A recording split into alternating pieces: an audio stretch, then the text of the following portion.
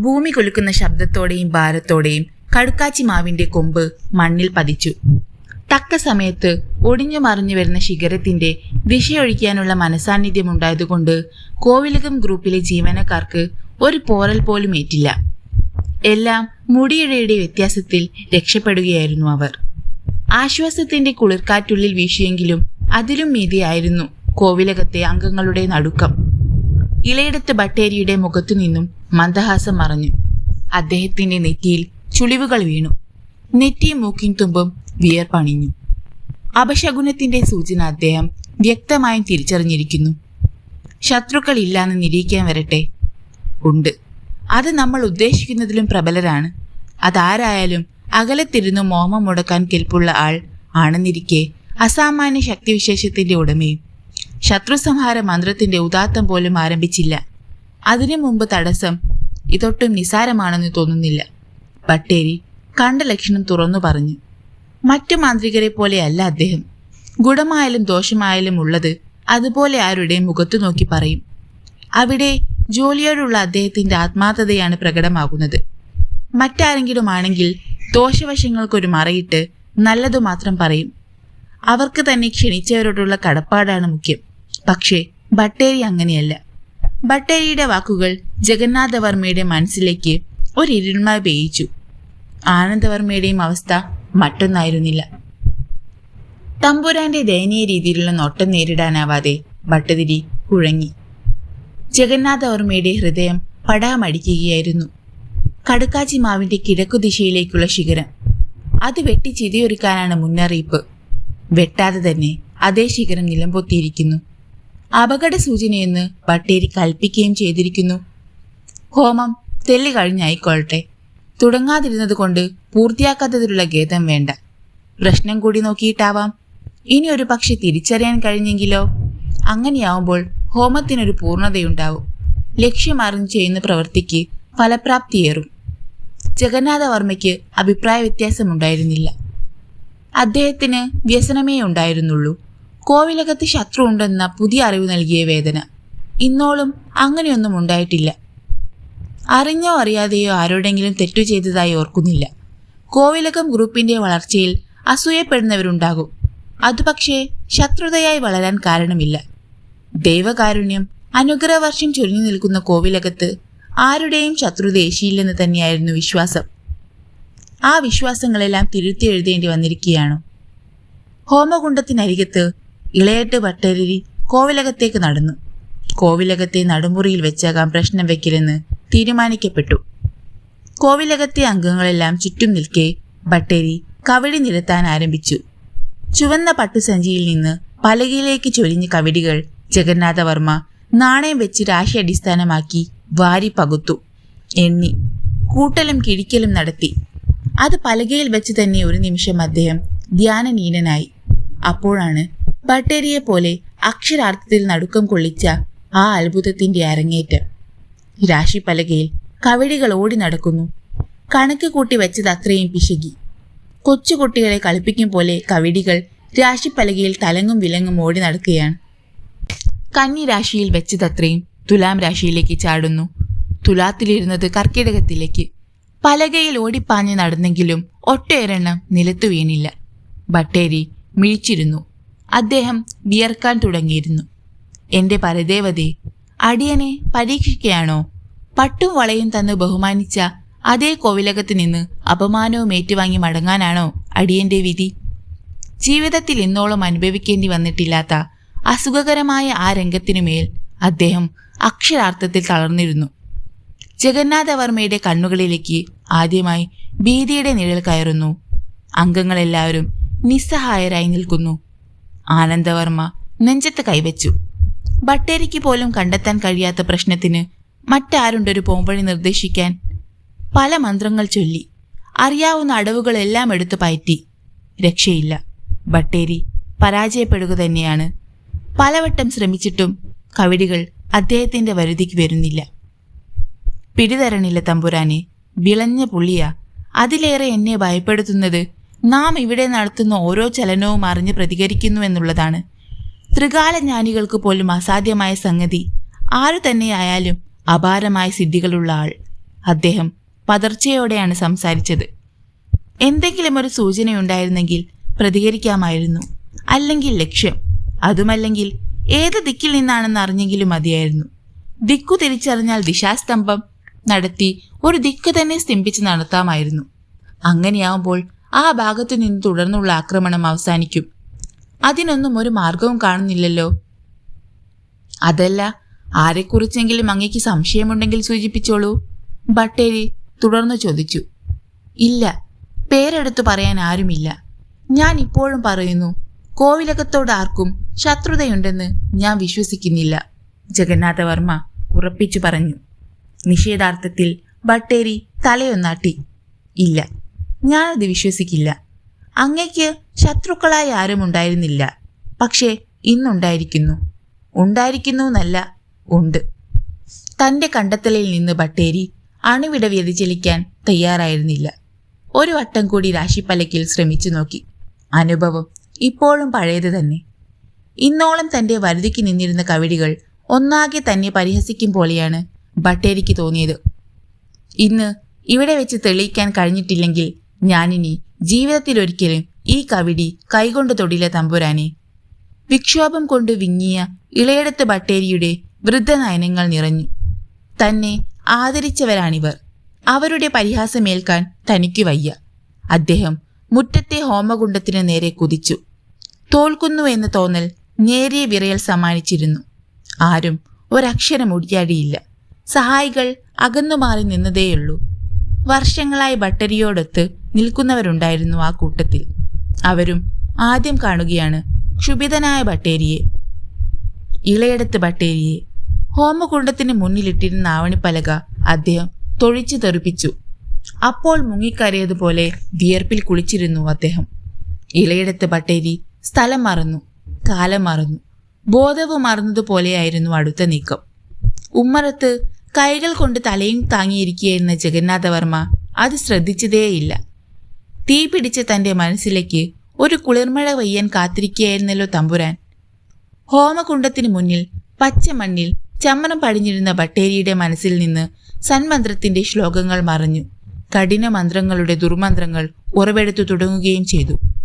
കോവിലകത്തിന്റെ പിൻവശത്തെ വിറകുപുരയിൽ നിന്ന് പ്രാവുകളുടെ കുറുകൽ.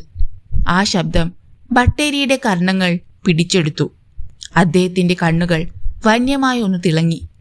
അടുത്ത കൽപ്പനയും കാത്തു നിന്നിരുന്ന ആശ്രിതരിൽ ഒരുവന്റെ നേരെ നോക്കി ബട്ടേരി അലറി, പിടിച്ചുകൊണ്ട് വാടാ കൊശവ ഒന്നിനെ.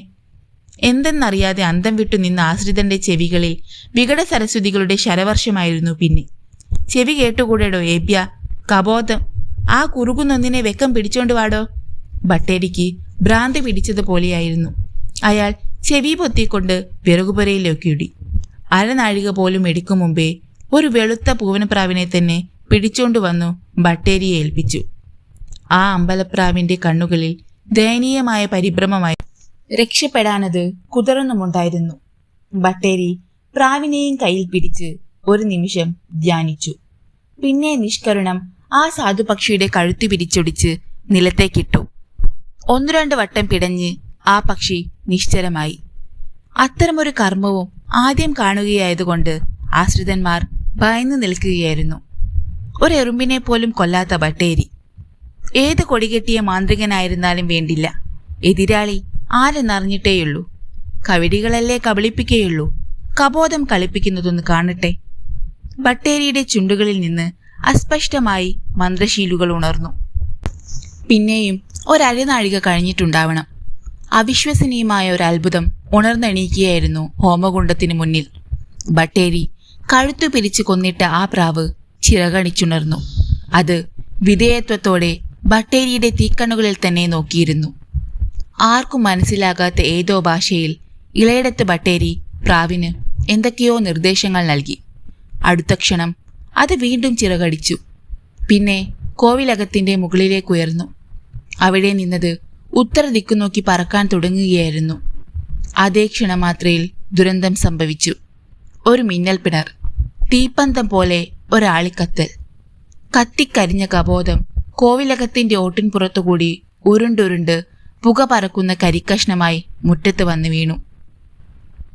വിനാഴികകൾ വീർപ്പടക്കി നിന്നു. വിവശതയാർന്ന മിഴികൾ ഉയർത്തി ജഗന്നാഥവർമ്മ ഇളയിടത്ത് ബട്ടേരിയെ ഒന്ന് നോക്കി. ആ നോട്ടത്തിൽ എല്ലാം അടങ്ങിയിരുന്നു. നിരാശയും ദൈന്യഭാവവും നിറഞ്ഞ ആ മിഴികൾക്ക് മുന്നിൽ ബട്ടേരി കൂടുതൽ തളർന്നു. തമ്പുരാന്റെ കണ്ണുകളിൽ കുറ്റപ്പെടുത്തലിന്റെ നിഴലായിരുന്നുവെങ്കിൽ സഹിക്കാമായിരുന്നു. ശാസനയാണെങ്കിലും ഈ ഭാവം വയ്യ.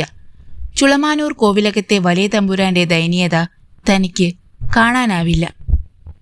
ഇതുപോലൊരു സംഭവം തൻ്റെ ജീവിതത്തിലാദ്യമാണ്. കഠിന പ്രവൃത്തി ചെയ്യാൻ ഒരുങ്ങുന്നത് തന്നെ ആദ്യം. അതിൻ്റെ പരിണിത ഫലവും വിപരീതം. എന്തേ ഇങ്ങനെ സംഭവിക്കാൻ? താൻ പരാജിതനാവുന്നെങ്കിൽ ആയിക്കോട്ടെ. അവരോട് പറയാൻ ഒരു സമാധാന വാക്കെങ്കിലും ഉണ്ടായിരുന്നെങ്കിൽ. എൻ്റെ ഈശ്വര! ബട്ടേരി പുറത്താരും അറിയാതെ ഉള്ളിൽ കരഞ്ഞു. പരികർമ്മികളിലൊരാൾ മുറ്റത്ത് കരിക്കട്ടയായി വീണുകിടക്കുന്ന കബോധത്തിന്റെ ജഡമെടുത്തു കൊണ്ടുവന്നു. ബട്ടേരി ഒരു നോക്കിയുള്ളൂ. സാധാരണ പ്രാവിനെ മന്ത്രം കൊണ്ട് പറത്തിയതാണെങ്കിൽ സഹിക്കാമായിരുന്നു. പ്രതിമന്ത്രമുണ്ടെങ്കിൽ അങ്ങനെ വിടുന്ന പ്രാവിന്റെ ദിശ മാറ്റിവിടാൻ കഴിയുമെന്ന ഓർമ്മ കൊണ്ടാണ് ജഡമാക്കി മാന്ത്രിക ജന്മം കൊടുത്ത് അതിനെ പറത്തിയത്. അങ്ങനെയാവുമ്പോൾ അത് തികച്ചും തൻ്റെ വഴുതിയിലായിരിക്കുമല്ലോ എന്ന വിശ്വാസം. അതിനെപ്പോലും തകിടം മറിക്കുന്ന പ്രതിയോഗിക്കയുടെ പ്രയോഗമറിഞ്ഞാണ് ബട്ടേരി പരവശനായിരിക്കുന്നത്. നേരത്തെ ഒരു സൂചനയെ ലഭിച്ചിട്ടുള്ളൂ. ഉത്തരദിക്ക് നോക്കിയല്ലേ പ്രാവ് പറക്കാൻ തുടക്കമിട്ടത്. ഇക്കണക്കിന് അതും വിശ്വസിക്കുക പ്രയാസം. കാരണം ഉത്തരദിക്കിലേക്കുയർന്ന് മറ്റേതെങ്കിലും ദിശയിലേക്ക് പറക്കാനായിരുന്നോ തുടങ്ങിയിരുന്നത് എങ്ങനെ അറിയും? ഏതായാലും ആ ദിക്ക് നോക്കി ഒരു ബന്ധനം നടത്താൻ തന്നെയാണ് ബട്ടേരി തീരുമാനിച്ചത്. ചുളമാനൂർ കോവിലകത്ത് ശക്തനായൊരു ശത്രു ഉണ്ടായിരിക്കുന്നു എന്ന് തീർച്ച. കോവിലകത്തെ ഒരംഗത്തെ വീഴ്ത്തിക്കൊണ്ട് തന്നെ അയാൾ തന്റെ പ്രതികാര നടപടിക്ക് തുടക്കമിട്ടിരിക്കുന്നു. അടുത്തതിന്റെ സൂചന നൽകുകയും ചെയ്തിരിക്കുന്നു. ഇതുവരെ കേട്ടുകേൾവി പോലും ഇല്ലാത്ത ഒരു രീതിയിലാണ് ശത്രുവിന്റെ നീക്കം. ജഗന്നാഥവർമ്മയാണെങ്കിൽ 100% ഉറപ്പാണ് നൽകുന്നത്. പ്രത്യക്ഷമായോ പരോക്ഷമായോ കോവിലകത്തിന് ശത്രുക്കളില്ലെന്ന്. ഇതുവരെ ഉണ്ടായിരുന്നില്ലായിരിക്കാം. പുതിയ ബിസിനസിന്റെ തുടക്കമാണോ ഒരു ശത്രുവിനെ പ്രകോപിച്ചത്? അങ്ങനെയാണെങ്കിൽ ഇന്ന് നിലവിലുള്ള ആ രീതിയിൽ ബിസിനസ് നടത്തുന്ന സകല കമ്പനികളെയും സൂക്ഷിക്കേണ്ടിയിരിക്കുന്നു. ആർക്ക് എന്താണ് ചെയ്യാൻ കഴിയാത്തത്? നേർക്കുനേർ വരാൻ ഇഷ്ടപ്പെടാത്ത ശത്രു ഒളിപ്പോര് നടത്തുക തന്നെയാണ്. പക്ഷെ ആര്? എന്തിന്? എവിടെ നിന്ന്? ആ 3 സംശയങ്ങളിലൊന്ന് മനസ്സിലാക്കാൻ കഴിഞ്ഞാൽ മാർഗം പകൽ പോലെ തെളിയുമെന്നുറപ്പ്. അരനാഴിക നേരത്തെ അസ്തപ്രജ്ഞമായ ഒരവസ്ഥയ്ക്ക് ശേഷം ഇളയിടത്ത് ബട്ടേരിയുടെ രോഷം സടകുടഞ്ഞുണർന്നു. ഭയപ്പെടേണ്ട തമ്പുരാനെ, ഏറെ മുങ്ങിയാൽ പിന്നെ കുളിരില്ലല്ലോ. അടിയൻ ഏതായാലും ഇറങ്ങി. ഇനി മുങ്ങിയേ പൊങ്ങുന്നുള്ളൂ. ഈ തിരുമുറ്റത്ത് നിന്ന് രണ്ടിലൊന്നറിയാതെ അടിയൻ എണീക്കുന്ന പ്രശ്നമേയില്ല. ജഗന്നാഥവർമ്മ ദീർഘമായൊന്ന് നിശ്വസിച്ചു. ധൈര്യം തരുന്നത് മറ്റാരുമല്ല, ഇളയിടത്ത് ബട്ടേരിയാണ്. കല്ലു പിളർക്കുന്ന കൽപ്പന പോലെ വിശ്വസനീയം. ഹോമകുണ്ഡത്തിലേക്ക് വീണ്ടും ഹവിസ് പകർന്നു. ചാരം മൂടാൻ തുടങ്ങിയ കനൽക്കട്ടകൾ പുകഞ്ഞു. അഗ്നിനാവുകൾ അടുത്ത ക്ഷണം ഹോമകുണ്ഡത്തിലെ ചമതവിറകുകൾ ആർത്തിയോടെ നുണയാൻ തുടങ്ങി. മറ്റൊരു ക്ഷുദ്രകർമ്മം കൂടി. ഉത്തരദിക്കാണ് ലക്ഷ്യം. ഇത്തവണത്തെ കർമ്മത്തിന്റെ ഒടുക്കം. ശത്രുപാളയം ഉത്തരദിക്കിലാണെങ്കിൽ അവന് ഇരിക്കപ്പൊറുതിയുണ്ടാവില്ല. അതിന്റെ സൂചന ഹോമാഗ്നി അണയും മുമ്പേ തനിക്ക് വ്യക്തമാകും. ഒരിക്കൽ കൂടി കോവിലകത്തെ അംഗങ്ങളുടെ മിഴികളിൽ പ്രതീക്ഷയുടെ ചന്ദ്രോദയം. ക്ഷുദ്രകർമ്മങ്ങൾക്ക് ഹവിസ് ഉപയോഗിക്കാൻ അറിയില്ലോ എന്ന ഉദകിച്ചു നിന്ന പരികർമ്മികളിൽ ഒരുവന്റെ നേരെ ബട്ടേരി മിഴുതുറന്നു. അയാൾ ഭയന്നുപോയി. പരമശിവന്റെ തൃക്കണ്ണ തുറന്നതുപോലെയാണ് അയാൾക്ക് തോന്നിയത്. ബട്ടേരിയുടെ കണ്ണുകളിൽ രണ്ടാമതൊരു ഹോമകുണ്ഡം ജ്വലിക്കുന്നു. പരികർമ്മി അടുത്തേക്ക് ചെന്നു. മൃഗക്കൊഴുപ്പ് വേണം, രാജിക രക്തവും, മുള്ളരിക്കിന്റെ കായ്, പൂവ്, മുള്ള് എന്നിവയും അരനാഴികയ്ക്കുള്ളിലെത്തണം. വേഗം. ആ ആജ്ഞ കേട്ട് പരികർമ്മി സ്തംഭിച്ചു പോയി. നെയ്യ്, തുളസിപ്പൂങ്കുല, കർപ്പൂരം, അഷ്ടഗന്ധം എന്നിവ വേണമെന്ന് പറയുന്ന ലാഘവത്തോടെയല്ല ബട്ടേരി ക്ഷുദ്രപ്രയോഗത്തിനുള്ള ഒരുക്കങ്ങൾ ആവശ്യപ്പെട്ടിരിക്കുന്നത്. ഒന്നാമത്തെയും മൂന്നാമത്തെയും എങ്ങനെയും സംഘടിപ്പിക്കാം. രാജികരത്നത്തിന് രജസ്വലയായ പെൺകുട്ടിയെ താൻ ഈ അരനാഴികയ്ക്കുള്ളിൽ എവിടെ നിന്ന് കണ്ടെത്താനാണ്? കണ്ടെത്തിയില്ലെങ്കിൽ ഉണ്ടാകുന്ന ഭവിഷ്യത്ത് നല്ലോണം അറിയാം. ഇവിടെ വെച്ച് തന്നെ ബട്ടേരിയുടെ പരികർമ്മി സ്ഥാനം ഒഴിയാമെന്നത് തന്നെ. കാലുവെന്ത നായയെപ്പോലെ അയാൾ അപ്പോൾ തന്നെ പുറത്തേക്ക് കുതിച്ചു. മനസ്സിന്റെ കഠിനാധ്വാനം ബട്ടേരിയുടെ ശരീരമാകെ വിയർപ്പു തുള്ളികളായി കിനിഞ്ഞു. അവ ഒന്നു ചേർന്ന് അരുവികളായി ഒഴുകി ഉടുത്തിരുന്ന കോടി വസ്ത്രം വിയർപ്പിൽ നനഞ്ഞു. വെയിൽ പരന്നു കഴിഞ്ഞ കോവിലകത്തിന്റെ മുറ്റത്തും വളപ്പിലും ചലിക്കുന്ന ഒരു നിഴൽ വീണത് പെട്ടെന്നാണ്. ജഗന്നാഥവർമ്മ ആ നിഴലിന്റെ ഉറവിടം തേടി മിഴികൾ ഉയർത്തി. ഒരു പുള്ളിപ്പരന്ത്. അത് കോവിലകത്തിനു മീലെ അതിന്റെ വലിയ ചിറകുകൾ ചലിപ്പിക്കാതെ ചുറ്റിക്കറങ്ങിക്കൊണ്ടിരിക്കുന്നു. ജഗന്നാഥവർമ്മയ്ക്ക് ആ കാഴ്ച പ്രത്യേകിച്ചൊരു സംശയവും നൽകിയില്ല. കോവിലകത്തിന്റെ ആകാശത്തിൽ പരുന്തുകൾ വട്ടമിട്ട് പറക്കുന്നത് പുതുമയൊന്നുമല്ല, സർവ്വസാധാരണം. പക്ഷേ മന്ത്രത്തിന്റെ ഒഴുക്കിനാരോ ഒരു തടയിട്ടതുപോലെ ഇലയെടുത്ത് ബട്ടേരി ഒന്ന് ഞെട്ടി. അതുവരെ പൂട്ടിവെച്ചിരിക്കുകയായിരുന്ന ഇമകൾ തുറന്ന് അദ്ദേഹം ഹോമകുണ്ഡത്തിന് നേരെ ഒന്ന് ശ്രദ്ധിച്ചു. മുഖമുയർത്താതെ തന്നെ കണ്ണുകൾ ആകാശത്തേക്ക് നീണ്ടു. അതോടെ അദ്ദേഹത്തിന്റെ മുഖത്ത് നടുക്കം പൂർണ്ണമായി. അവൻ വന്നില്ലാന്നുണ്ടോ ഇതുവരെ? ഒരുകുകൾ തേടിപ്പോയ ആ എന്തരവൻ? ബട്ടേരി ചീറി. അടുത്തു നിന്ന സഹായികൾ കിടുങ്ങി. ഒരുക്കുകൾ തേടിപ്പോയവൻ ഒരു കാവിന്റെ മതിൽക്കെട്ടിനകത്ത് നിന്ന മുള്ളരിക്കിൽ നിന്നും ധൃതിയിൽ മുള്ളുകൾ അടർത്തിയെടുത്തു കൊണ്ടിരിക്കുകയായിരുന്നു. അപ്പോൾ ബട്ടേരിയുടെ രണ്ടാമതുണ്ടായ ആ ഭാവമാറ്റം തമ്പുരാന്റെയും ആനന്ദവർമ്മയുടെയും കരളിലെ കൊടുങ്കാറ്റായി. എന്തോ അപകട സൂചന അദ്ദേഹത്തിന് ലഭിച്ചിരിക്കുന്നു. അതെന്താണാവോ? ഇനിയും പരീക്ഷിക്കുകയാണോ എൻ്റെ ദൈവമേ? ബട്ടേരിയുടെ ചലനങ്ങളിൽ പെട്ടെന്നൊരു തിക്കുമുട്ടൽ. അദ്ദേഹം ഹോമകുണ്ഡത്തിലേക്ക് ഹവിസ് കോരിയൊഴിച്ചു. അക്ഷതവും കടുകും വാരിയെറിഞ്ഞു. ആ കൈവിരലുകൾ വല്ലാതെ വിറകൊണ്ടിരുന്നു. ഒരിക്കൽ കൂടി ബട്ടേരി ആകാശത്തേക്ക് മിഴികൾ ഉയർത്തി. ആ പരുന്ത് അപ്പോഴും വട്ടമിട്ട് പറക്കുന്നുണ്ട്. അതിൻ്റെ ചുറ്റിത്തിരിയിൽ അദ്ദേഹം ആരും കാണാത്ത അപകടം കണ്ടു. ഹോമകുണ്ഡം ആളിക്കത്തുകയാണ്. കോവിലകത്ത് ഫോൺ ബെല്ലടിക്കുന്നു. രവിവർമ്മ അകത്തേക്ക് ചെന്നു. അയാൾ ഒരു ഫോൺ കോൾ പ്രതീക്ഷിക്കുകയായിരുന്നു. രവിവർമ്മ പ്രതീക്ഷിച്ച കോൾ തന്നെയായിരുന്നു അത്. ഡൽഹിയിൽ നിന്ന് ഒരു സുഹൃത്ത് വരുന്നു. റെയിൽവേ സ്റ്റേഷനിൽ നിന്ന് അയാളെ വിളിച്ചിരിക്കുന്നത്. ഒപ്പം ജോലി ചെയ്യുന്ന ആളാണ്. അറബി ജ്യോതിഷത്തിൽ അസാമാന്യ പിടിപാടുള്ള ചെറുപ്പക്കാരൻ. രാത്രിയിൽ വിളിച്ച് രവിവർമ്മ കോവിലകത്തെ പ്രശ്നങ്ങൾ സംസാരിച്ചപ്പോൾ അയാൾ മുൻകൈയെടുത്ത് വരികയായിരുന്നു. കൊച്ചി വരെ ഫ്ലൈറ്റിന്, പിന്നെ ട്രെയിനിൽ ചുളമാനൂർ ജംഗ്ഷനിൽ. ആളെത്തിയിട്ട് പറഞ്ഞാൽ മതിയെന്ന് കരുതി രവിവർമ്മ കോവിലകത്താരോടും വിവരം പറഞ്ഞിരുന്നില്ല. ജ്യേഷ്ഠനോട് വിവരം പറഞ്ഞിട്ട് കാറുമെടുത്ത് രവിവർമ്മ അപ്പോൾ തന്നെ റെയിൽവേ സ്റ്റേഷനിലേക്ക് യാത്രയായി. നിറഞ്ഞ ഉത്കണ്ഠയ്ക്കിടയിൽ ജഗന്നാഥവർമ്മയും രവിവർമ്മയുടെ യാത്രയെക്കുറിച്ച് ചോദിച്ചില്ല. അസ്പഷ്ടമായിരുന്ന ബട്ടേരിയുടെ ചുണ്ടിലെ മന്ത്രം ഉച്ചത്തിലായി. അഗ്നികുണ്ഡത്തിലേക്ക് ഹോമദ്രവ്യങ്ങൾ ഇടതടവില്ലാതെ ചൊരിഞ്ഞുകൊണ്ടിരുന്നു. എന്നിട്ടും പക്ഷേ ആ ദുരന്തം സംഭവിച്ചു. ആകാശത്ത് പറന്നിരുന്ന ആ പരുന്ത് ഒരു വിമാനം നിലപ്പതിച്ചതുപോലെ കുത്തനെ ഹോമകുണ്ഡത്തിൽ വന്നു പതിച്ചു. തീയും കനലുകളും ചാരവും ഉരുകിയ നെയ്യുമെല്ലാം അഭിഷേകം പോലെ ബട്ടേരിയെ പൊതിഞ്ഞു. അദ്ദേഹം നിലവിളിയോടെ പിന്നിലേക്ക് മറഞ്ഞു. അവിടെ കൂടി നിന്നവരുടെ എല്ലാം കണ്ടങ്ങളിൽ നിന്ന് ഏകകാലത്താണ് ആ ക്രന്ദനമുയർന്നത്. ശത്രുവിൻ്റെ മാന്ത്രിക പരുന്ത്, കർമ്മം മുടക്കാനുള്ള ഉപായം. ബട്ടേരി വിളിച്ചു പറഞ്ഞു. അദ്ദേഹത്തിൻ്റെ ശരീരമാസകലം പൊള്ളലേറ്റിരുന്നു. ആനന്ദവർമ്മയും രാമവർമ്മയും ചേർന്ന് ബട്ടേരിയെ എടുത്ത് ചാരുകസേലയിലേക്ക് കിടത്താനൊരുങ്ങുന്ന നേരത്താണ് മറ്റൊരു ദുരന്ത വാർത്തയും കൊണ്ടൊരാൾ പടികയറി ഓടിപ്പാഞ്ഞെത്തിയത്. കോവിലകം വളപ്പിലെ കടുക്കാച്ചിമാവിൻ്റെ ശിഖരങ്ങൾ ആസ്വാദയോടെ ഇളങ്കാറ്റിൽ ഇളകിക്കൊണ്ടിരുന്നു. ചുളമാനൂർ കോവിലകത്തിന്റെ നെറുകയിൽ വീണ രണ്ടാമത്തെ വെള്ളിടിയായി സന്ദേശവാഹകൻ അപ്പോൾ കൊണ്ടുവന്ന വാർത്ത. ജഗന്നാഥവർമ്മ ഒരു കൊച്ചുകുഞ്ഞിനെ പോലെ ഉറക്കെ കരഞ്ഞു. പിന്നെ നെഞ്ചും പൊത്തിപ്പിടിച്ച് ചാരുകസയിലേക്ക് വീണു. അതൊരു മോഹാലസ്യത്തിലേക്ക് അദ്ദേഹത്തെ കൂട്ടിക്കൊണ്ടുപോയി. കോവിലകത്ത് നിന്ന് അലമുറ ഉയരുകയായി. രവിവർമ്മയുടെ കാർ റെയിൽവേ സ്റ്റേഷനിലേക്ക് പോകും വഴി ഒരു കലുങ്കിലിടിച്ച് തകിടം മറിഞ്ഞിരിക്കുന്നു. കാറിനൊപ്പം ചിന്ന ഭിന്നമായി പോയ ശരീരം ആശുപത്രിയിലേക്ക് കൊണ്ടുപോകേണ്ട കാര്യമില്ല. ആനന്ദവർമ്മയും രാമവർമ്മയും അപ്പോൾ തന്നെ പുറത്തേക്ക് ഓടി. അടർന്നു വീണ കടുക്കാച്ചി മാവിൻ്റെ വലിയ ശിഖരത്തിന് ഉപയോഗമായിരിക്കുന്നു. അജ്ഞാതന്റെ സന്ദേശത്തിന് അർത്ഥമുണ്ടായിരിക്കുന്നു. ഒരാഴ്ചയ്ക്കുള്ളിൽ 2 മക്കൾ നഷ്ടപ്പെട്ട ജഗന്നാഥവർമ്മയുടെ ദുഃഖത്തിന് അതിരുകളുണ്ടായിരുന്നില്ല. മോഹാലസ്യത്തിൽ നിന്നുണർന്ന അദ്ദേഹം പിന്നെയും കരയാൻ തുടങ്ങി. പൊള്ളൽ കുമിളകൾ ഉണ്ടാക്കിയ ശരീരത്തിന്റെ അസഹ്യമായ നീറ്റൽ സഹിക്കാനാവാതെ ഇളയടത്ത് ബട്ടേരി ഞരങ്ങിക്കൊണ്ടിരുന്നു. ആ മിഴികളും നിറഞ്ഞൊഴുകുകയാണ്.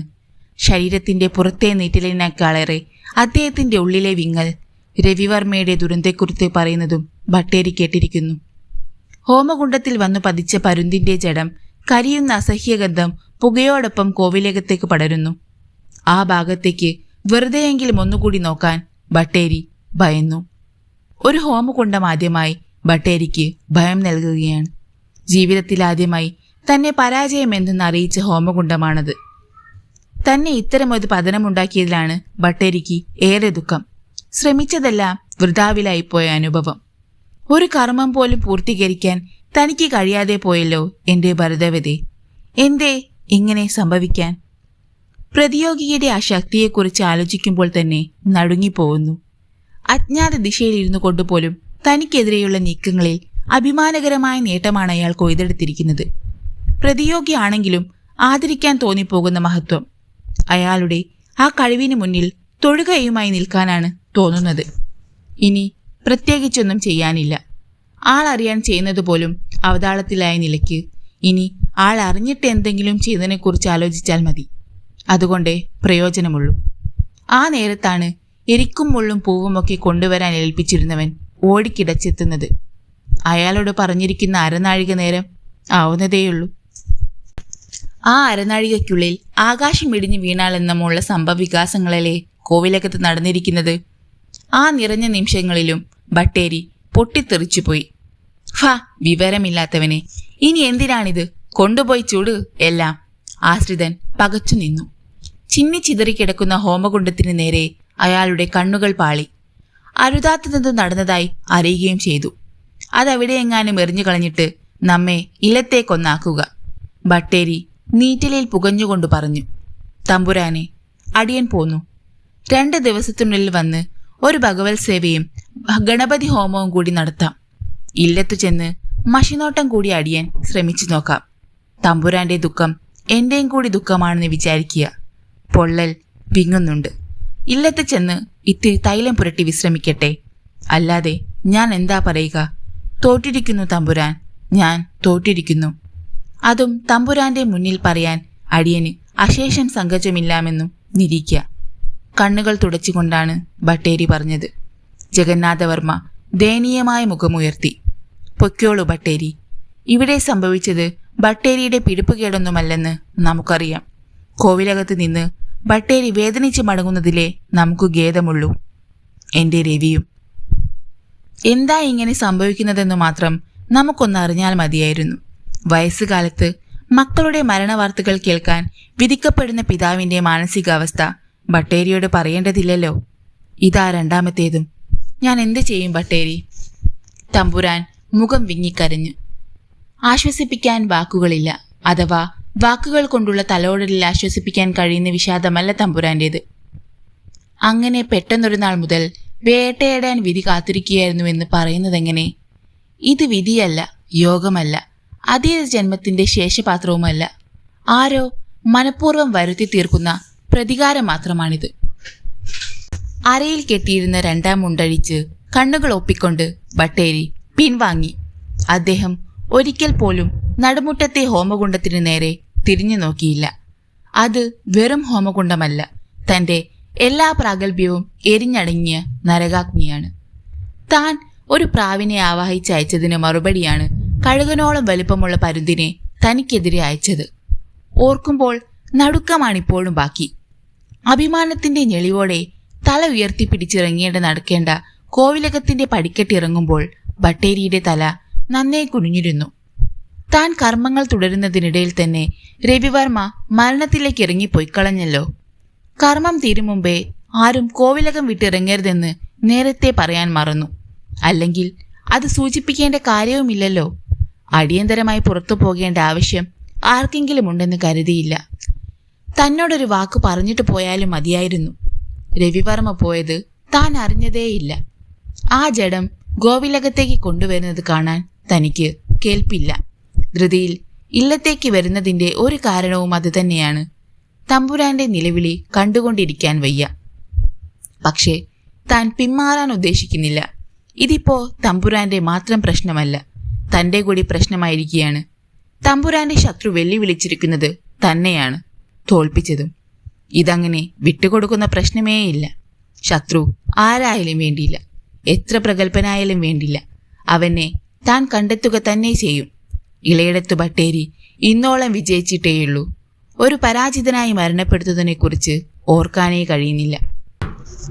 തൻ്റെ പിൻഗാമികളെ നോക്കി നാളെ ഒറ്റയാളും പറയാനിടയാവരുത്, തോറ്റുമടങ്ങിയ ബട്ടേരിയുടെ കുടുംബക്കാരാണെന്ന്. തൊട്ടതെല്ലാം പൊന്നാക്കിയ ഇളയിടത്ത് ബട്ടേരിയുടെ കുടുംബത്തിൽപ്പെട്ട ആളാണെന്നത് പറയിക്കണം. അല്ലെങ്കിൽ ഇത്ര കാലവും ഒരു മാന്ത്രികനായി ജീവിച്ചതിൽ യാതൊരർത്ഥവും ഇല്ലാതെയാവും. ആ ശബ്ദമായിരുന്നു കോവിലകം വിടുമ്പോൾ ബട്ടേരിയുടെ മനസ്സ് നിറയെ. തമ്പുരാന്റെ ശത്രുവിനെ താൻ കണ്ടെത്തും. അന്ന് അവന്റെ അവസാനവുമായിരിക്കും. ഇനിയുള്ള എല്ലാ ശ്രമങ്ങളും അതിനുവേണ്ടി മാത്രമായിരിക്കണമെന്നും ബട്ടേരി തീരുമാനിച്ചു. ആദ്യ പരാജയത്തിന്റെ വ്യസനം ഉള്ളിൽ ഒരു കരടായി കിടക്കാൻ അനുവദിക്കാതെ അതിനുമീതെ ദൃഢശബ്ദത്തിന്റെ നാളം കൊളുത്തിവെച്ചു ബട്ടേരി. കോവിലകത്തേക്ക് ജനപ്രവാഹം ആരംഭിച്ചു കഴിഞ്ഞിരുന്നു. ഒരിക്കൽ കൂടി കോവിലകം ഗ്രൂപ്പ് സ്ഥാപനങ്ങളുടെ മുന്നിൽ കരിങ്കൊടികൾ ഉയർത്തപ്പെട്ടു.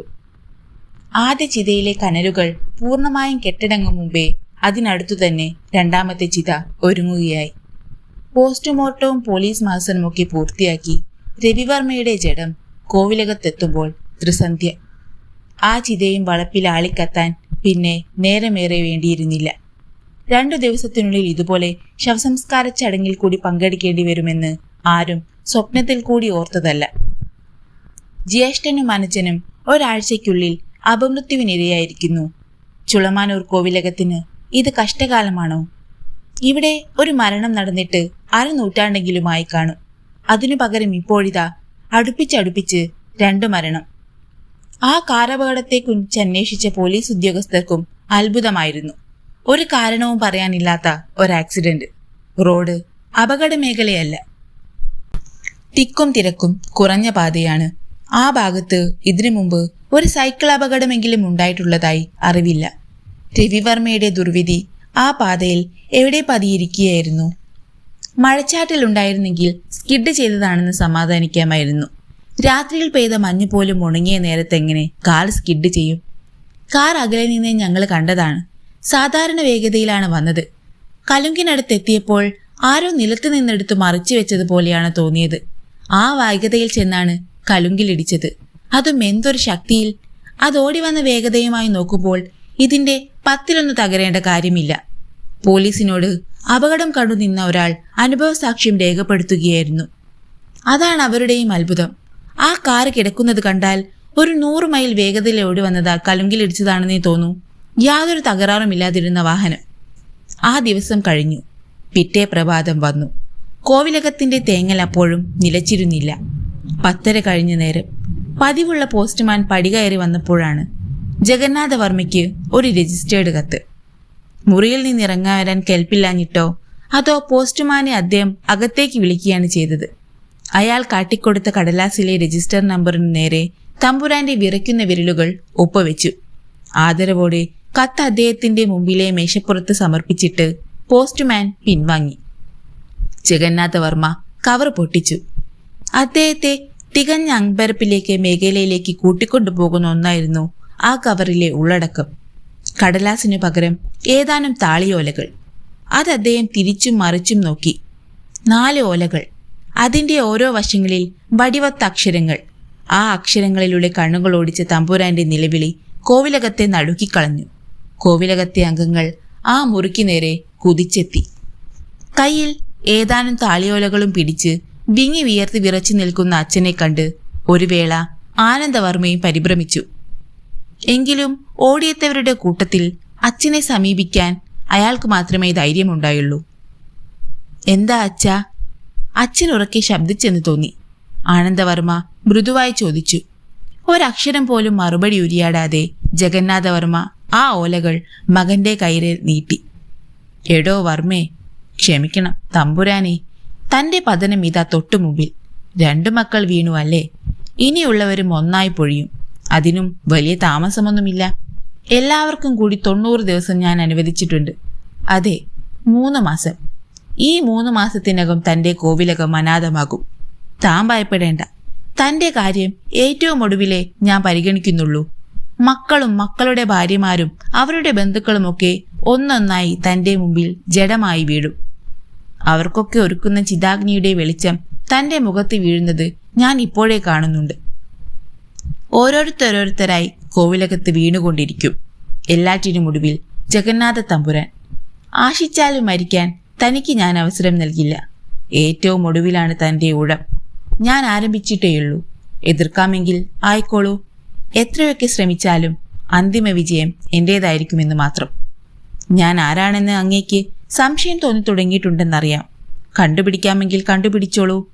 അഥവാ കണ്ടെത്തിയാലും തമ്പുരാന് എൻ്റെ നേരെ ചെറുവിരൽ അനക്കാനുള്ള ധൈര്യം പോലും ഉണ്ടാവില്ലെന്ന് എനിക്കറിയാം.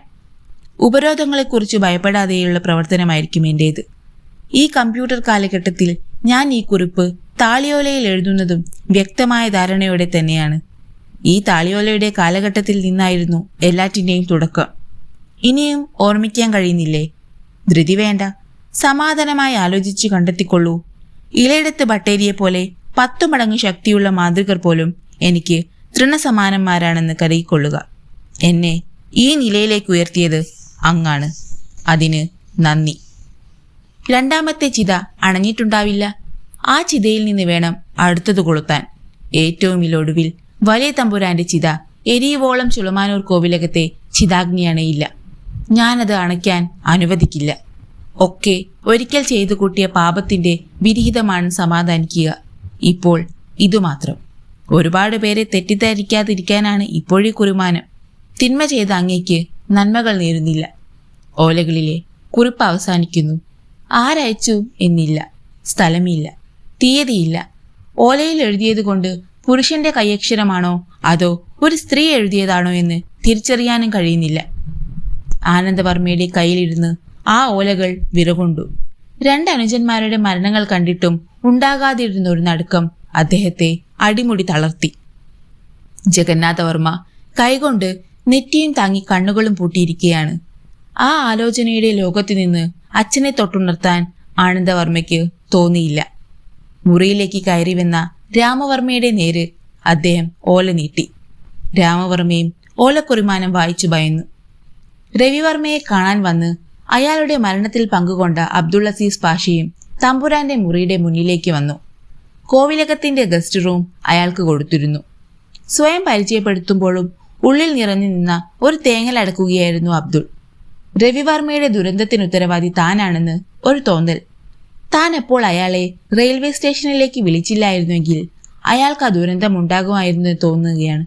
തോന്നലല്ല, യഥാർത്ഥത്തിൽ അതല്ലേ ശരി? വിളിക്കേണ്ടിയിരുന്നില്ല. ഒരു ടാക്സിയോ ഓട്ടോയോ എടുത്ത് കോവിലകത്തേക്ക് ചെന്നാൽ മതിയായിരുന്നു. തന്നെ കൂട്ടിക്കൊണ്ടു പോകാൻ വന്ന രവിവർമ്മ. പോലീസ് വന്നതേ ഉണ്ടായിരുന്നുള്ളൂ.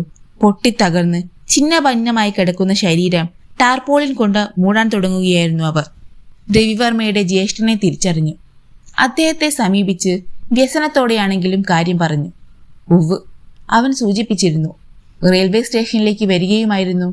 ഏതായാലും താങ്കൾ കോവിലകത്തേക്ക് വരൂ. ഇനി എന്തോ പറയാൻ തുടങ്ങിയ അദ്ദേഹം അത് വേണ്ടെന്ന് വെച്ചു. എത്ര ശ്രമിച്ചിട്ടും പിടിച്ചു നിർത്താൻ കഴിയാതെ പോയ നീർമുത്തുകൾ കൺകോണുകളിൽ കിനിഞ്ഞത് കൈപ്പുറം കൊണ്ട് തുടച്ചു. വാപ്പാ ഒരു അറബി ജ്യോത്സ്യനാണ്. പരമ്പരാഗതമായി ഞങ്ങൾ ഒരു ജ്യോതിശാലയം നടത്തുന്നുണ്ട്. ജോലിയിൽ നിന്ന് വിരമിച്ചു കഴിഞ്ഞാൽ അടുത്ത ഊഴം എന്റേതാണ്. പൂർണ്ണമെന്ന് പറഞ്ഞുകൂടെങ്കിലും കുറെയൊക്കെ അറിയാം. രവിവർമ്മ കോവിലകത്തെ ദുരന്തത്തെക്കുറിച്ച് പറഞ്ഞപ്പോൾ ഞാനാണ് നിർദ്ദേശിച്ചത്, കഴിവ് പോലെ ഒന്ന് ശ്രമിച്ചു നോക്കാമെന്ന്. രാത്രിയിൽ വിളിച്ചപ്പോൾ ഒരു ബട്ടേരി എത്തുന്നുണ്ടെന്നും വർമ്മ പറഞ്ഞിരുന്നു. അദ്ദേഹത്തെ താങ്കൾ കണ്ടുവല്ലോ. അദ്ദേഹത്തിന്റെ അപ്പോഴത്തെ അവസ്ഥയും പറഞ്ഞു കേൾപ്പിക്കാതെ താങ്കൾക്ക് കാര്യം പിടികിട്ടുകയും ചെയ്തിരിക്കണം.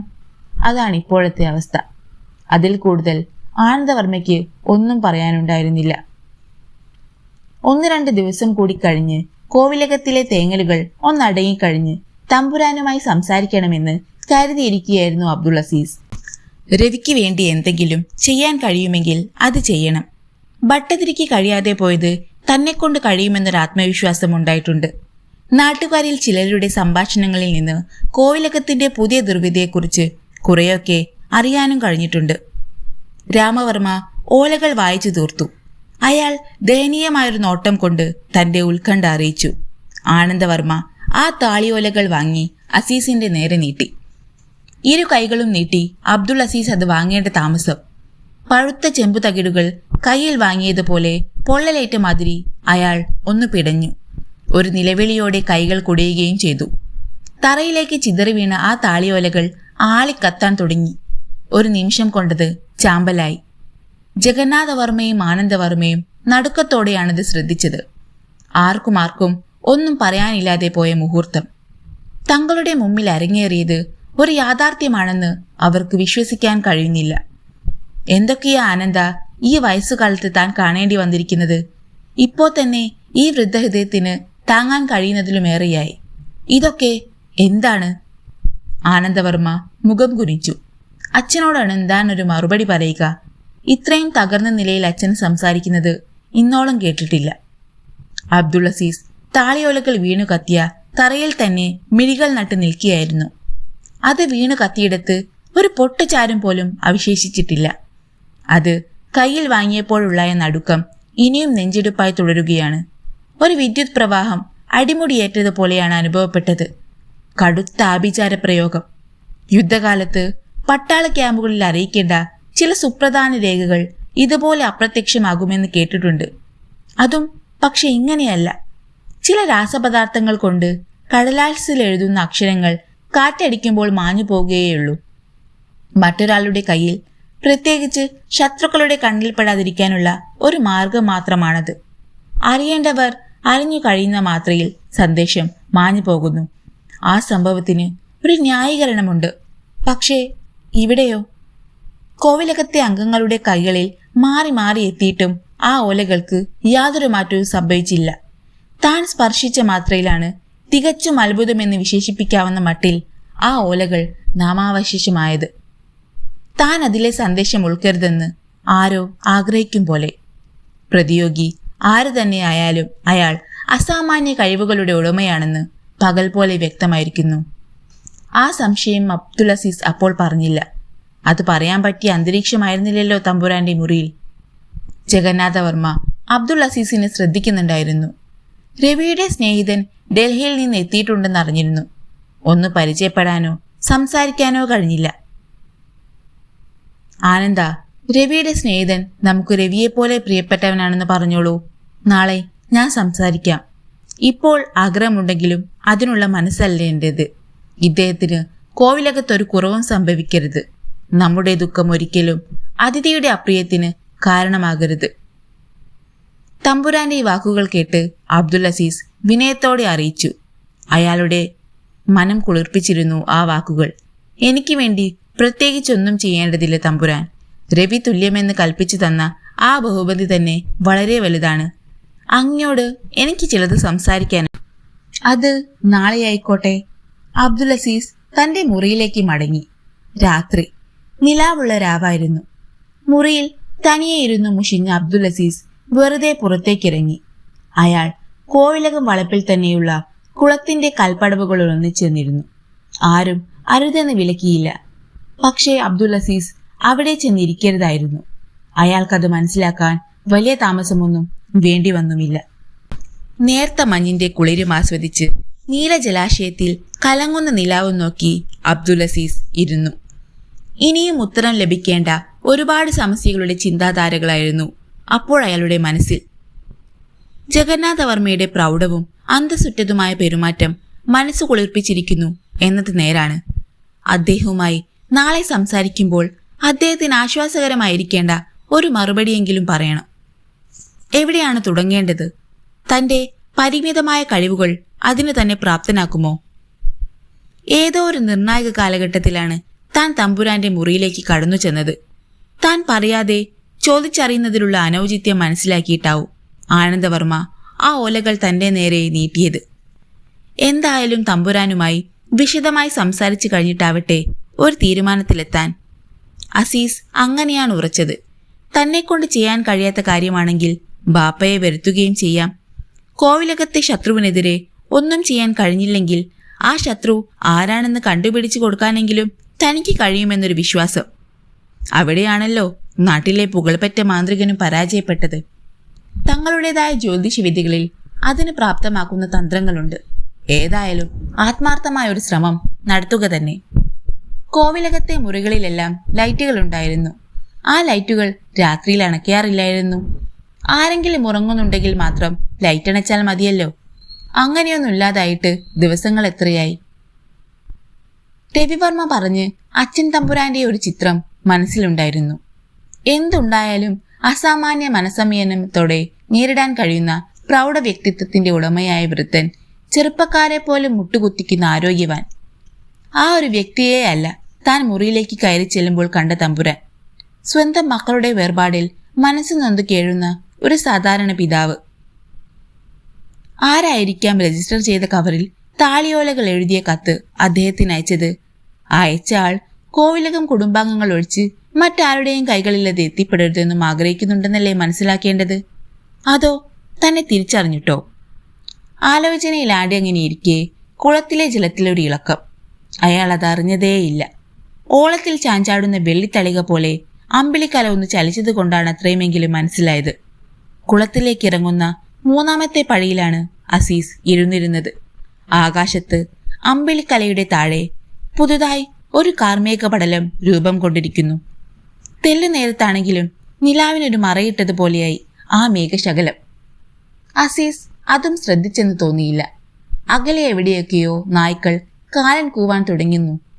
എവിടെയോ ഒരെണ്ണം തുടങ്ങി വെച്ചു. അതിന്റെ പിന്തുടർച്ച അവകാശികൾ തങ്ങളുടെ ഭാഗ്യവും കുറ്റമറ്റതാക്കി. ഈ ഒരു കാര്യത്തിലെങ്കിലും അവയുടെ ഐക്യം സമ്മതിച്ചു കൊടുക്കേണ്ടതാണ്. ഒന്നിന് മറ്റൊന്നിനെ കാണാൻ വയ്യാത്ത അവസ്ഥയാണെങ്കിലും അകലെ നിന്നുള്ള മുദ്രാവാക്യം വിളിയിൽ അവറ്റകൾ ഒറ്റക്കെട്ടാണ്. ഇന്നും വ്യക്തമായ ഒരു വിശദീകരണം ലഭിക്കാത്ത ഒരു സമസ്യ കൂടിയാണിത്. മുത്തശ്ശി മൊഴികളിൽ നായ്ക്കളുടെ കാവലൻ കൂവലിന് ഭയകാരണമായ ഒരു പരിവേഷമാണുള്ളത്. മനുഷ്യദൃഷ്ടിക്ക് വിഷയീഭവിക്കാത്തതെന്തോ അവ കാണുന്നു, തിരിച്ചറിയുന്നു. ആ തിരിച്ചറിവിൽ സ്ഥലകാല ബോധം മറന്ന അവറ്റകൾ സഹജീവികൾക്ക് മുന്നറിയിപ്പ് നൽകുന്നു. എത്രയൊക്കെ ആയിട്ടും അസീസിന് വിശ്വസിക്കാൻ കഴിയാത്തൊരു കാര്യമാണ് അത് എന്നും. അസീസ് ഇരുന്ന കുളപ്പടികളുടെ താഴത്തെ പടികളിലേക്ക് ജലം ഉയർന്നുയർന്നു വരികയാണ്. കുളത്തിനടിയിൽ നിന്ന് ഗ്യാലൻ കണക്കിന് വെള്ളം പമ്പ് ചെയ്ത് നിറയ്ക്കും പോലെയായിരുന്നു ജലനിരപ്പ് ഉയർന്നുകൊണ്ടിരുന്നത്. ഒരിക്കൽ പോലും അയാളുടെ ശ്രദ്ധയിൽ അത് പെട്ടില്ല. അങ്ങനെ ശ്രദ്ധിക്കാൻ മാത്രം നേരിയൊരു ചലനം പോലും കുളത്തിൽ ഉണ്ടാകാഞ്ഞിട്ടാണ്. അരമതിലിലേക്ക് പിടിച്ചു പിടിച്ച് കയറുന്ന ഒരൊച്ചിനെ പോലെ ജലത്തിന്റെ കരങ്ങൾ പടികളിൽ നിന്ന് പടികളിലേക്ക് പിടിച്ചു കയറുകയാണ്. അതേ നിമിഷത്തിൽ തന്നെ കോവിലകത്തെ വൈദ്യുത ബന്ധം വിച്ഛേദിക്കപ്പെട്ടു. കാർമേഘം അമ്പിളിക്കലയെ പൂർണ്ണമായി മറിക്കുകയും ചെയ്തു. കാൽപാദങ്ങളിൽ നനവ് തോന്നി അസീസ് കാലുകൾ വലിക്കുകയും പിടഞ്ഞെണീറ്റ് എണീക്കാൻ ശ്രമിക്കുകയും ചെയ്തു. അതേ മുഹൂർത്തത്തിൽ തന്നെ ഫാക്ടറിയിൽ നിന്നൊരു നിലവിളിയും കേട്ടു. അതുവരെ മുരണ്ടുകൊണ്ടിരുന്ന ജനറേറ്ററിന്റെ ശബ്ദം നിലയ്ക്കുന്നു. അസീസ് അപ്പോഴാണ് പരിസരം ശ്രദ്ധിച്ചത്. അത് ശ്രദ്ധയിൽപ്പെടും മുമ്പേ അയാളുടെ വിധി ഒരു ദുരന്തമായി പൂർത്തിയാവുകയും ചെയ്തു. കുളത്തിൽ നിന്ന് കുളപ്പടികൾക്ക് താഴെ അസീസിന്റെ തൊട്ടടുത്ത് ജലപിശാചിനെ പോലെ ഉപരിതലത്തിലേക്ക് ഉയർന്ന ഒരു ഇരുണ്ട നിഴൽ അയാളെ കാലുകളിൽ പിടിച്ചു വലിച്ചിടിച്ച് കുളത്തിന്റെ അഗാധതയിലേക്ക് കൂട്ടിക്കൊണ്ടുപോയി. എന്താണ് ഉണ്ടാവുന്നതെന്ന് അയാൾക്ക് അറിയാൻ കഴിയും മുമ്പേ എന്തെങ്കിലും ഒരു ശബ്ദം തൊണ്ടയിൽ നിന്ന് ഉയരും മുമ്പേ. അതോടെ എല്ലാം പഴയ നിലയിലായി. അമ്പിളിക്കലയെ മറച്ചിരുന്ന കാർമേഘ പടലങ്ങൾ ഒഴിഞ്ഞു മാറുന്നു. കോവിലകത്ത് വൈദ്യുതി ബന്ധം പുനഃസ്ഥാപിക്കപ്പെടുന്നു. പടികളിൽ നിന്ന് പടികളിലേക്ക് പാഞ്ഞിറങ്ങിയ കുളത്തിലെ ജലനിരപ്പ് അതിന്റെ സ്വാഭാവികമായ നിശ്ചലയിലേക്ക് മടങ്ങി. കോവിലകത്തെ അംഗങ്ങൾ ഫാക്ടറിക്ക് നേരെ പായുകയായിരുന്നു. അപ്പോൾ അവിടെ ഒരപകടം സംഭവിച്ചിരിക്കുന്നു. ആനന്ദവർമ്മ ഓടിയെത്തുമ്പോഴേക്കും മിക്സിംഗ് മെഷീന്റെ ബെൽറ്റിൽ കുടുങ്ങിയ തൊഴിലാളിയെ മറ്റു ജോലിക്കാർ തീർന്ന് വലിച്ചെടുത്തു കഴിഞ്ഞിരുന്നു. ആശുപത്രിയിലേക്ക് കൊണ്ടുപോകേണ്ട കാര്യമുണ്ടെന്ന് തോന്നുന്നില്ലെങ്കിലും ആനന്ദവർമ്മ അതിനു തന്നെയാണ് ഒരുങ്ങിയതും നിർദ്ദേശങ്ങൾ നൽകിയതും. ഒരു നേരിയ സ്പന്ദനമല്ലാതെ ആ ശരീരത്തിൽ അസ്ഥികളും രക്തവും അവശേഷിച്ചിട്ടുണ്ടെന്ന് തോന്നുന്നില്ല. വണ്ടിച്ചക്രങ്ങളിൽ കുടുങ്ങിയരഞ്ഞ പെരുച്ചാഴിയെ പോലെ രക്തമൊലിക്കുന്ന ഒരു മാംസതുണ്ടം. ആനന്ദവർമ്മ തലയ്ക്ക് കൈയും കൊടുത്ത് സൂപ്പർവൈസറുടെ സ്റ്റൂളിലേക്കിരുന്നു. കരയാൻ തുടങ്ങുന്ന കുഞ്ഞിന്റെ മട്ടിൽ ആ മുഖം ചുവന്നു തുടുമ്പിയിരുന്നു. നേരെ തന്റെ മുറിയിലേക്കാണ് കയറിയത്. അച്ഛനോട് ആ വിവരം പറയാനുള്ള കേൾപ്പ് തനിക്കില്ല. തലയ്ക്കുള്ളിലാകെ ഇരുട്ടാണ്, മരവിപ്പും. വേച്ച് വെച്ച് കട്ടിലിൽ ചെന്നിരുന്നു. കണ്ണുകൾ ഇറുകെ പൂട്ടി കട്ടിലിലേക്ക് ചെരിയാൻ തുടങ്ങിയപ്പോൾ കേട്ടു വളപ്പിലെ കുളക്കരയിൽ നിന്ന് ആരുടെയോ ആർത്തനാദം. കട്ടിലിലേക്ക് വീഴും മുമ്പേ ചാടി എണീക്കേണ്ടി വന്നു ആനന്ദവർമ്മയ്ക്ക്. കുളിക്കാൻ ആദ്യം ചെന്ന ജോലിക്കാരിലാരോ ആണ് ആ നിലവിളി ഉയർത്തിയതെന്ന് തീർച്ച. ഇനിയും എന്താണ് എൻ്റെ ഭരദേവതേ? ആനന്ദവർമ്മ നെഞ്ചത്ത് കൈവച്ച് വാതിലിൽ ചാരി. പുറത്തേക്ക് ഓടിച്ചെല്ലാൻ പോലും തോന്നുന്നില്ല. ഇനിയൊരു ദുരന്ത വാർത്ത കൂടി കേൾക്കാനുള്ള ത്രാണിയില്ല മനസ്സിന്. ആരൊക്കെയോ അങ്ങോട്ട് ഓടിപ്പോയിട്ടുണ്ട്. അവർ വിവരം വന്നു പറയട്ടെ. ഇരുൾ പുലരിയായി അലിഞ്ഞു തുടങ്ങുന്നതേയുള്ളൂ. കുളക്കടവിൽ ഓടിയെത്തിയവർ തെളിച്ച നിരവധി ടോർച്ചുകളുടെ പ്രകാശപ്രളയത്തിൽ ജലോപരിതലത്തിൽ കമിഴ്ന്നു പൊന്തിക്കിടക്കുന്ന ശരീരം അബ്ദുൾ അസീസിൻ്റെതാണെന്ന് തിരിച്ചറിഞ്ഞു. കോവിലകത്ത് വന്ന അതിഥി, രവിവർമ്മയുടെ സ്നേഹിതൻ. കോവിലകത്ത് നിതാന്തമായ മൂകത പരന്നു. അയാൾക്കായി വിട്ടുകൊടുത്തിരുന്ന മുറിയിൽ നിന്ന് ആരാണ് അയാളെ കുളത്തിലേക്ക് വലിച്ചു കൊണ്ടുപോയത്? എങ്ങനെയാണത് സംഭവിച്ചത്? ബാത്ത് അറ്റാച്ച്ഡ് മുറിയുള്ളപ്പോൾ ആ രാത്രിയിൽ ഒരു മുങ്ങിക്കുളിക്ക് അയാൾ ഒരുമ്പിടില്ലെന്ന് തീർച്ചയാണ്. ആ ബ്രഹ്മമുഹൂർത്തത്തിൽ അപ്പോൾ അകലെ അകലെ ഒരു നാട്ടിൽ ഒരു കൊച്ചു വീട്ടിലെ പൂജാമുറിയിലേക്ക് കുളി കഴിഞ്ഞ് ഈറനോടെ 2 നഗ്നപാദങ്ങൾ കയറി ചെല്ലുകയായിരുന്നു. നിറഞ്ഞു കവിഞ്ഞ എണ്ണയിൽ കത്തുന്ന 5 തിരികളുടെ പ്രകാശത്തിൽ ആ നഗ്നപാദത്തിന്റെ ഉടമ വിളക്കിനു മുന്നിലെ ചെല്ലത്തിൽ നിന്ന് എന്തോ ഒന്ന് പുറത്തേക്കെടുത്തു. സ്വർണം കെട്ടിയ രുദ്രാക്ഷമാലയുടെ ഒരു തുണ്ട്.